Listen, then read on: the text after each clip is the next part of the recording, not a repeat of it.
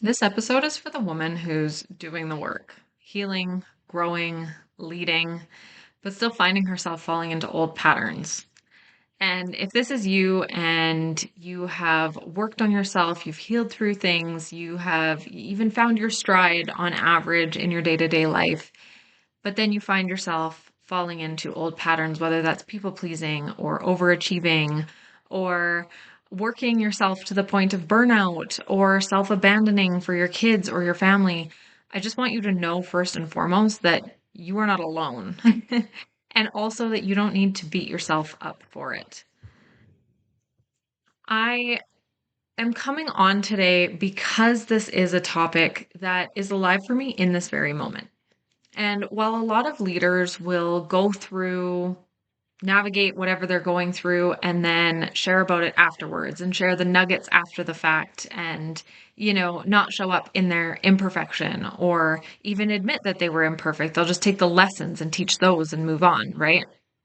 I'm coming in to be really candid with you, to be really honest with you about the areas that I have slipped into old patterns this past week, right? So I'm not talking about last month. I'm not talking about last year.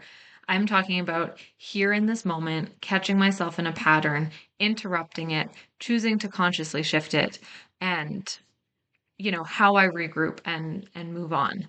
And so to give a little bit more context, as many of you know, I have been super hyped about this sovereign wealth, passive residual income opportunity. It has been one of those things that has lit me up and made me come online in a way, online physically, but also just like online, like my energy coming online, um, in such a strong way that then the obsession takes over. Then the it's not even, I don't even want to call it a drive because it's more than a drive, right? It's like this hyperfixation, which walking around with undiagnosed ADHD, that's highly possible that it was a hyperfixation as well, or that it is a hyperfixation. Um, but it's one of those things where I got so lit up, I got so excited about it that I just couldn't get enough of it. It was one of those things where it I don't want to say it consumed me, but it consumed a lot of my thoughts and my time and my energy. And I was looking at between, different trainings and different guests that I want to bring in to support my people and, branding and visuals and recording podcast episodes about it. It was like I was waking up in the morning thinking about sovereign wealth, and I was going to bed at night thinking about sovereign wealth. And I'm not sorry for it. I don't regret it. I stand by that. I love, love, love sovereign wealth, what it stands for, what it has available to the people in my community, to my friends, to my family, to my clients. But um, the the issue is where all of a sudden it's like this obsession takes over, and then I found myself neglecting other things, right? Neglecting my self-care, neglecting to take time away from my computer, to move my body, to even remember to eat some days, which I don't, I'm going to be honest with you, I don't love even admitting that on camera. For the world to see, to open up to judgment and things like that. There's still a part of me that's like, why would you even say the quiet part out loud? But I need you to know that whether it's this vice or whether it's something else, we all have our stuff that we do. We all have ways that we show up imperfect, that we have to catch ourselves, that we, um, have to pick ourselves back up and course correct. And what I want to say is like to treat yourself with compassion and honesty if you are falling into a pattern like that, but also that it's never about falling off track or being off track, right? And it's not even about misalignment because some people, especially in the coaching space and stuff, they say, oh, like if you're aligned, like you can't get burnt out. It's impossible. And I'm here to say that I am wildly aligned and I love what I do and I love what I'm sharing and I stand behind it 100%. And I was starting to feel a little bit of low grade burnout over the last probably 24 hours. So it's not that you're off track. It's not that you're out of alignment. It's not that you're doing anything wrong. But it is about picking up those cues and noticing those hints and being able to be receptive to that and course correct, right? So this morning I set a hard boundary with myself of I only have until lunchtime and then I'm taking the rest of the day off. So whatever I need to wrap up for the end of my week, because it is Friday today. So whatever I need to wrap up for the end of my week, I'm going to do that.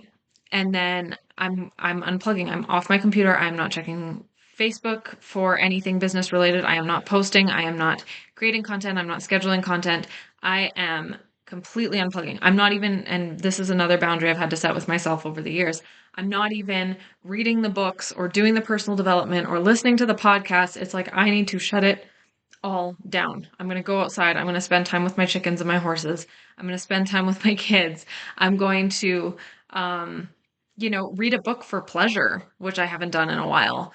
Um, Part of my brain is still like, yeah, because it's a waste of time. But it's forcing yourself to come back into things outside of your business or things outside of whatever you're hyperfixating on. If you're in a position similar to mine. So that's what I'm going to do, right? I'm going to move my body. I'm going to spend time outside. And it's not that I wasn't doing those things, but the whole time I was doing them, I was thinking about the stuff I still had to do at my desk. And that's where that course correction comes in, right? So I'm setting a hard boundary. That's why I let myself work this morning so that I could get done the things that I felt needed to be done, the things that felt pressing. So I let myself do that. And now I can say, nope, enough's enough. I'll pick up next week.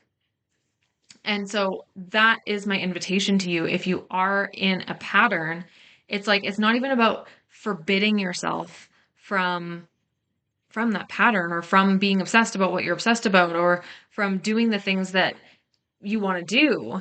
It's just about setting those boundaries and being really aware and really conscious and coming back to center and coming back to a little bit more balance when it comes to engaging in those things. It's no different than like if you struggle with binge eating, right? And this is kind of alive for me too, coming off of carnivore diet recently. I haven't talked about that on the podcast, but if you're interested, you can go to my Facebook page and find the live video that I recorded about this. But I was on a carnivore diet reset and, I would have the odd little craving and stuff. And I would just tell myself, no, I'm not doing it. But the way that I would tell myself I'm not doing it wasn't, you can't, you're not allowed, it's forbidden. I was telling myself, no, I'm choosing not to today. And that's where we take our power back over our patterns, over our compulsions, over the things that maybe unconsciously we want to do. It's by choosing differently. And so even that inner narrative, right, will impact the way that you make those decisions. Now, I ultimately came off of carnivore because my son still was needing breast milk and my supply was dropping, and that just wasn't a right fit for me in this moment. Again, if you want more on that, just go connect with me over on Facebook and check out my live video that I did there. But the way that we talk to ourselves, right? Like I could have acknowledged my burnout last night, which I did, and said, okay, no, you're not allowed to work tomorrow. And then I would have spent all morning stewing and pacing and thinking, oh, I need to get this done and I need to get that done. And I really just want to wrap this up. And, now it has to drag into next week and that doesn't feel good. And, I could have done that. I could have said, nope, you're on the verge of burnout. You can't do anymore. You need to stop. But instead, I made a conscious decision, an empowered decision of here's what I'm going to do. Here's my boundary. And once I've completed those things, then I am choosing to shut off. I'm choosing to walk away from my laptop. I'm choosing to move on with my day, move on with my weekend, and forcing myself to do things that, I still, there's a part of me that would rather be in front of my laptop continuing to work at this because that's how much I believe in it. But it's choosing to do differently. And that's where you bring your power back. So yeah, I find for me, like my signals or my signs that it's time to course correct, that I'm falling back into the workaholic pattern, is pretty telltale. Like I will spend hours a day. I find when I start to, look at the clock and be like, oh my gosh, it's already after lunch. Like I thought it was 10 a.m. that's where I start to notice that, okay, no, you've been just really sucked in, really consumed in your work, really like hyper fixated. That's where I start to course correct. Everybody's cues are going to be different, but those small cues, those small signs, and then what you decide to do with them is really going to be what's going to allow you to move through that pattern in a way that empowers you. Um, on a side note, I've got some of my Oracle cards printed out in the background now, and I'm really excited about it. So if you haven't pre-ordered that, go to the show notes and grab your copy of the Seeds of Light Oracle. Shameless plug there. But yeah, like really what it is it's not about being perfect. And when we're conscious, I feel like there's such a pressure of like, oh, I'm in this pattern again and I should know better. And, I've been working on this for years and why do I still do this or whatever, right? And it's so easy to start to be like, I should have picked it up sooner, or I should have known better, or I shouldn't be feeling burnt out because, I talk about parents being present in their kids' lives and not burning out. And, like there's all of these inner narratives where we can pick ourselves apart because we're self-aware. But at the end of the day, that doesn't serve anybody either. Ultimately, we are all human. We are all subject to our patterns and the ways that our brains are wired. And as much healing as we do, and as much as we can become aware, the power really lies in those micro decisions that we're making throughout the day when we're catching ourselves in those patterns, as opposed to being hard on ourselves for ending up in that pattern again, right? There's no badge for perfection, but there is massive power in returning to what's in alignment, in returning to who you want to be, how you want to show up, the ways that you want to be present in your life. That's where the power lies. It's not, nobody's handing out prizes or medals for being perfect. So I just want to invite you at the end of this episode to reflect on like, where might you be expecting perfection of yourself right now?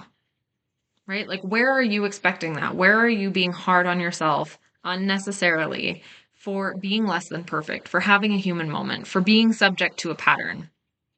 And what would grace look like instead?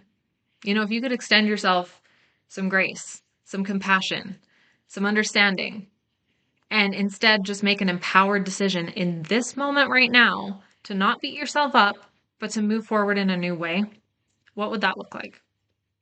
And that's what I'm going to leave you with for this week's episode. If it landed for you, find me over on social media. Tell me where you're course correcting and what landed.